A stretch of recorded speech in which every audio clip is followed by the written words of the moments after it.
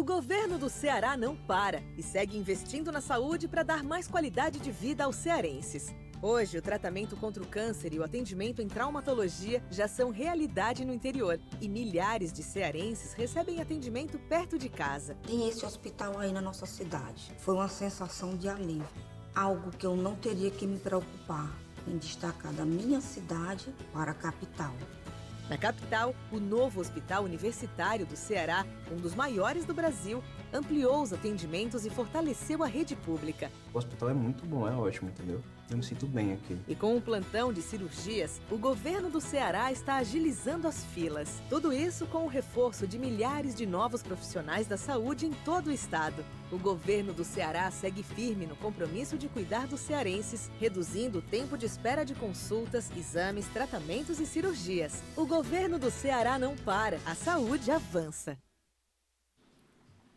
Olá, nosso Focus Colóquio hoje com o presidente da Assembleia Legislativa do Ceará, Romeu Aldigueri. É por lá, pela presidência da Assembleia, pela Casa Legislativa, que passam todas as grandes questões aqui do Ceará, do ponto de vista administrativo e também do ponto de vista político, não se enganem. Romeu, muito obrigado pela sua presença aqui no Focus Colóquio.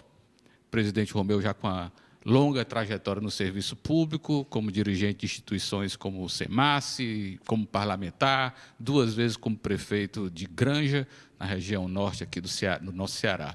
Bom, comecei fazendo uma provocação. Todas as grandes questões passam para a Assembleia, pela Assembleia, as questões políticas e administrativas. Estou certo, deputado? É isso mesmo? E como a Assembleia responde a isso?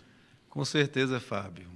Eu costumo dizer, a Assembleia completou esse ano 190 anos de existência e todos os grandes projetos que transformaram a vida do cearense passaram por lá e os projetos que transformarão a vida do cearense obrigatoriamente passarão por lá.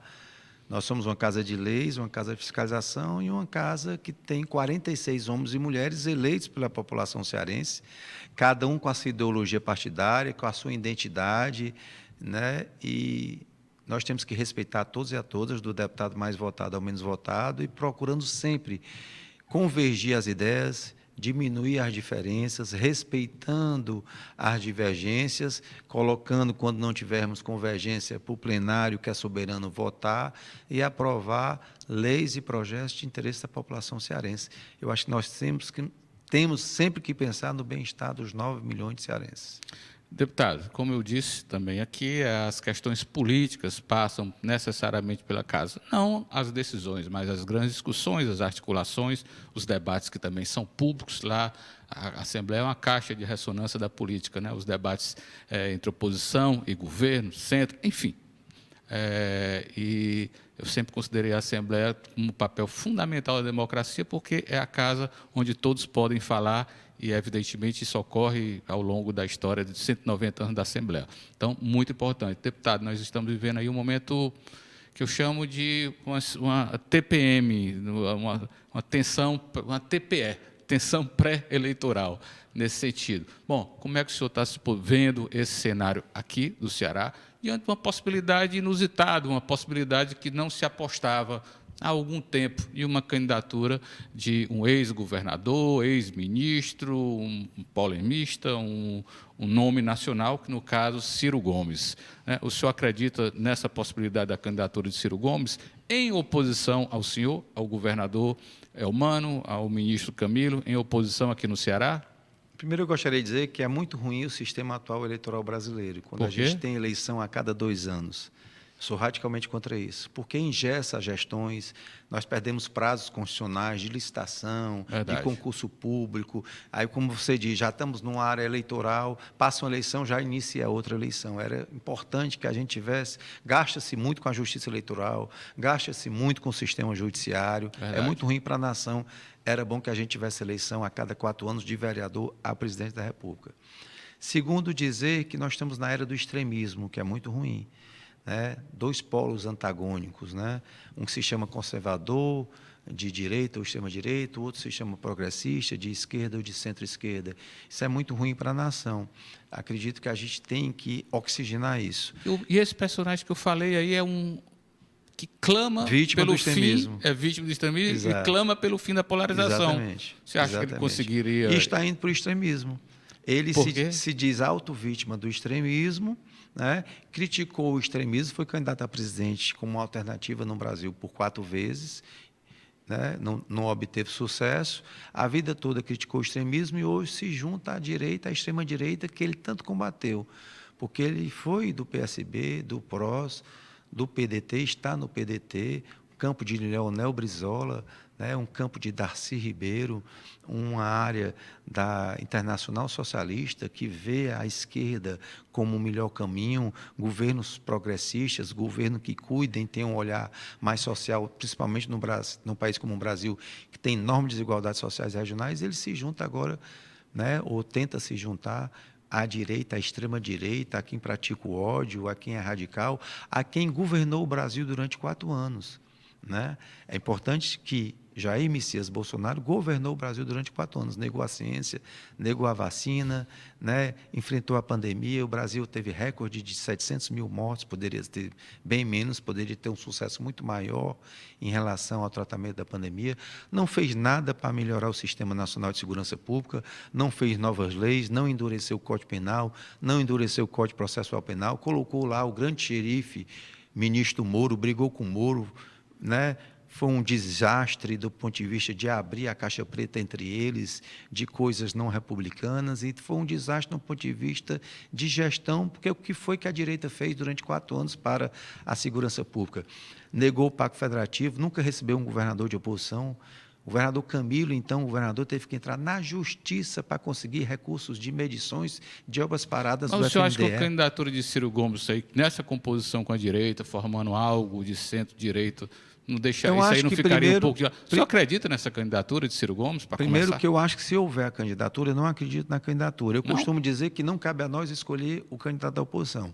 Cabe à oposição se escolher. Então, nós estamos esperando. O governador Elmano não está preocupado com a eleição, está preocupado de cumprir os compromissos quando se elegeu, de fazer as entregas, já andou 120 cidades, recebeu esse ano 184 prefeitos e prefeitas que votaram ou que não votaram nele, renovou convênios, firmou novos convênios, novos mapas, novas parcerias, mais de R$1 bilhão de entrega em parceria com os prefeitos, está construindo 138 escolas, está construindo 2 hospitais regionais, entregou um hospital público do Norte-Nordeste, está batendo recorde de cirurgias. O governo tem trabalhado, tanto é que ele tem 70% a 71% de aprovação. E tem os maiores líderes o apoiando. Tem Camilo Santana, Lula e Cid, os maiores líderes do Ceará. Tem 160, 170 de 184 prefeitos. E é um governo avaliado muito bem. E um governador extremamente humilde, estadista, que está dando recorde aí de investimentos. Batemos recorde de investimentos ano passado com R$4 bilhões. Conseguimos capaguear, diziam, governo de esquerda, petista, perdulário. Foi o primeiro governador da história que conseguiu capaguear. E agora conseguiu capaguear mais. É nota 10 em transparência, batendo recorde de investimento, recorde de PIB. O PIB do ano passado cresceu a ritmo chinês 4,7%. Agora bateu quase 4% no primeiro trimestre. Então, o Ceará cresce mais do que o Nordeste, mais que o Brasil. Mesmo assim, com todas essas características que o senhor está citando, aqui há apenas um ano atrás tivemos a eleição dificílima em Fortaleza, que quase um garoto de 26 anos, que o senhor chama de extrema-direita, vence a eleição de Fortaleza. Por muito pouco não ganhou. E de todos esses personagens que o senhor está citando, e de toda essa estrutura de poder que o senhor está citando. Isso não pode se estender para o Estado, deputado? É possível, nós temos que imaginar. Eu não vejo como a população entenda essa união de quem era progressista com a extrema-direita, porque não é uma aliança programática, é uma aliança de poder pelo poder. E, no fundo, não sei se juntam. Já tem brigas na direita, já tem 2 pré-candidatos a senador no próprio PL, Alcides e Priscila, e cada um diz que não abre para o outro. Então, a própria direita também tem seus problemas. André e Carmelo não se suportam. Há uma briga de bastidores entre os dois e um ego de vaidades, e o superego falando enorme. Então, eles têm lá problemas graves porque são muito individualistas. Nós não. Nós temos um programa de governo que vem há 18 anos fazendo o Ceará crescer mais que o Brasil. Nós temos o senador Cid Gomes que não pensa no individualismo, foi buscar os melhores nomes para governar. Assim fez Camilo, assim está fazendo Elmano. Então, é diferenciado o sistema de um para o outro. Deputado, o senhor está falando como presidente da Assembleia, mas também como militante da política, e tem aí uma composição difícil a se fazer, né? Na semana passada, por exemplo, a imprensa, de maneira geral, deu possíveis articulações entre União Brasil e vindo para esse campo governista. O senhor acha possível isso acontecer, deputado? Totalmente possível. Nós temos lá o deputado Moses, que hoje é um aliado do governador Elmano, do ministro Camilo, né? Inclusive fazendo agora parcerias em relação à Santa Casa. Nós resolvemos o problema da Santa Casa, né? Uma articulação do senador Cid, do ministro Camilo, do deputado Moses, do prefeito Oscar, do governador Elmano, nós, enquanto presidente da Assembleia, resolvemos o problema da Santa Casa e estamos colocando 52 milhões de reais, fazendo a gestão agora com a grande executiva que veio lá do Ciro Libanês, a pedido escolhida pelo ministro Padilha. Então, nós estamos preocupados em governar e fazer o melhor para a população.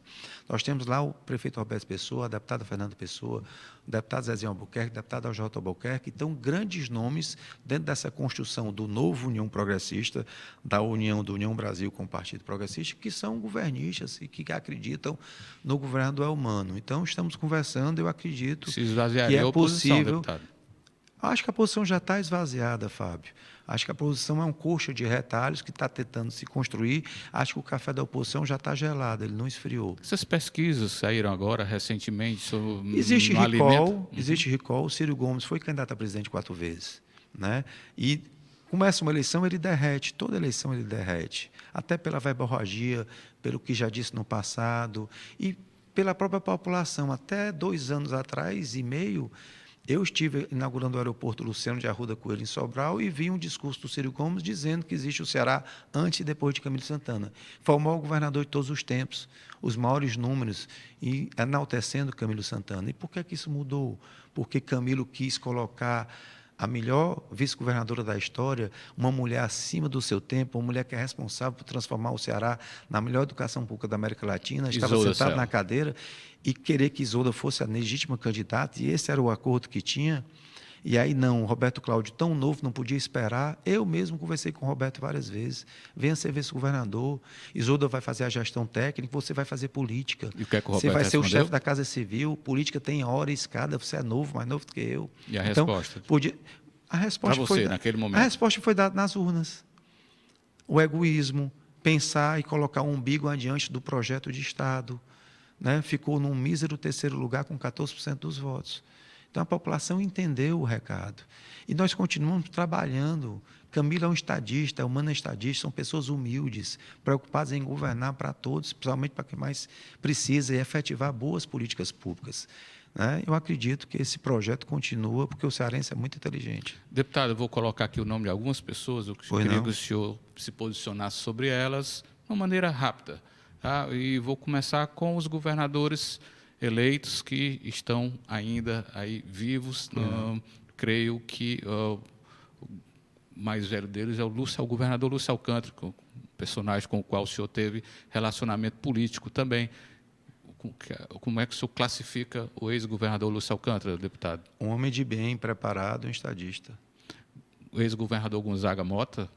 Um homem de bem, fez a transição democrática e a passagem para Tasso Gereissati, que foi um dos grandes governadores da história do Ceará. Tasso Gereissati, o senhor tiraria o chapéu para Tasso Gereissati? Está aí compondo com a oposição, deputado. Tasso Gereissati é um homem à frente do seu tempo. Tasso Gereissati iniciou uma nova forma de se governar no Ceará. Tasso Gereissati fez o Ceará ser reconhecido para o mundo. Tasso Gereissati, eu tiro o chapéu N vezes. Tasso Gereissati votou no Lula no 2º turno. Às vezes, na política, a gente está de um lado, depois está do outro, mas a Tasso toda referência. Ciro Ferreira Gomes. Um gênio indomável. Caracterize o que é um gênio indomável, deputado. Ciro foi um grande governador, é um grande político, eu tenho todo o respeito, carinho e admiração, mas eu acredito que deixou o fígado falar mais do que a razão, o emocional, o temporário falar mais do que a razão. E hoje, se juntar à direita, à extrema-direita, está cometendo um erro histórico. E depois o governador Cid Gomes. Cid Gomes, um dos grandes governadores. Eu cito 4 grandes governadores no Ceará. Vamos lá. Vigílio Távora, não tenha dúvida, um grande político, um grande articulador, trouxe a energia de Paulo Afonso para cá. Tasso Gereissati, o único cearense 3 vezes governador, 2 vezes senador. Cid Gomes não é 4 vezes governador, porque é um estadista, porque é um homem à frente do seu tempo. Eu reputo dizer que Cid é daquele que escolhe os melhores para governar. que pensa e até hoje nos ensina e nos dá lição de política. E Camilo Santana, um fenômeno, um homem humilde, extremamente preparado, agregador, pegou um Ceará 8 anos ajustado por Cid, aperfeiçoou e melhorou. E Cid é feliz com isso, porque ele classifica Camilo como melhor do que ele ainda, porque Camilo foi cuidar do policial também, das relações humanas, e o Cid foi preparar o Ceará com infraestrutura. Então, é um casamento perfeito em relação a termos de gestão. Então, Virgílio, Tasso, Cid e Camilo são os grandes cearenses do século XX e XXI. Bom, o senhor é de Granja, nasceu em Granja, deputado, mas tem raízes aqui em Fortaleza, não é? Torcedor do Ferroviário, não por demagogia própria de político, não é, deputado? Não, meu pai, eu nasci em Fortaleza, sou de Granja, meu pai é de Granja, meu avô, meu bisavô, nossas raízes, a família Oliveira, Arruda Coelho, mas meu pai era da engenharia da Refesa. Meu pai era engenheiro eletricista, de segurança, engenheiro ferroviário, trabalhou na Refesa há 30 anos, foi durante 20 anos diretor da oficina do Urubu, foi quem fez o projeto do primeiro trem de ar-condicionado do Brasil, Sonho Azul, que é em homenagem a ele, uma lenda, a um Bel Air que ele tinha, Chevrolet 58, que era azul turquesa, e o presidente nacional da Refesa colocou o nome do Sonho Azul, e ele foi presidente do Ferroviário 2 vezes, foi vice-presidente do Ferroviário. Estamos aqui gravando a casa do vovô Dedé, pertinho aqui da sede do Sou Ferroviário. daqueles que eu entrava como torcedor mirim, eu fui da diretoria jovem do Ferrinho, eu entrava no PV na década de 70, né? Então eu sou ferroviário mesmo, raiz. Ok, deputado, terminamos a nossa conversa, deixa aqui 1 minuto para o senhor falar nesse momento que eu considero especial, porque é de construção da política. É curioso, deputado, que há 1 ano de eleição, isso está na pauta de uma maneira muito forte, né? E o senhor citou eleição de 2 em 2 anos, acaba engessando muito o debate que deveria estar aí na pauta, inclusive da imprensa, né? Mas 1 minuto para o senhor falar aí sobre o futuro, o que é que vem por aí, e o senhor já foi enfim, presidiu a SEMASSE, presidiu o IBAMA, né? Servidor público de origem, IBGE, prefeito de Granja 2 vezes, segundo mandato de deputado estadual, já presidente da Assembleia. É difícil alcançar a presidência da Assembleia no 2º mandato. Bom, e qual é o seu futuro, deputado? Qual é o seu sonho político? Nosso projeto é coletivo. Os nossos líderes nos colocaram uma pré-candidatura a deputado federal pelo PSB e nós estamos construindo com muita humildade, com muita tranquilidade, percorrendo o Ceará nessa pré-candidatura a deputado federal, para ser mais um representante em Brasília, se Deus quiser, que vá lá mudar a legislação da segurança pública do Brasil, endurecer o Código Penal, o Código de Processo Penal. Seguinte, deputado, a sua pauta em Brasília é a segurança pública. Minha pauta prioritária será a segurança pública. Nós temos leis mais duras para os magistrados, embargadores e ministros poderem aplicarem, para as polícias civis e penais e militares prenderem, Polícia Federal prender, e os criminosos ficarem presos em regime fechado. Nós temos leis mais duras, mais severas, e vamos lutar para isso, para a gente ter uma PEC nacional, um Sistema Nacional de Segurança Pública que funcione. Tá bem, deputado. Muito obrigado. Eu que agradeço, Fábio. É um prazer. Mais segurança nas ruas para proteger os cearenses. O governo do Ceará trabalha todos os dias para combater a criminalidade em todo o estado. Já são mais de 3.000 novos profissionais de segurança e mais de 2.000 novas vagas em concursos para delegados e investigadores da Polícia Civil e para a Polícia Militar e Bombeiros. A estrutura também cresceu. Novas bases do raio, mais delegacias e viaturas reforçando o policiamento nas ruas. Foram entregues cerca de 3.900 armas e mais de 12.000 equipamentos para apoiar as operações no dia a dia. E com o programa Meu Celular, cerca de 9.000 celulares já foram recuperados. É um trabalho estratégico com inteligência, tecnologia e novas operações. O governo do Ceará não para e segue firme trabalhando para combater a criminalidade e proteger os cearenses.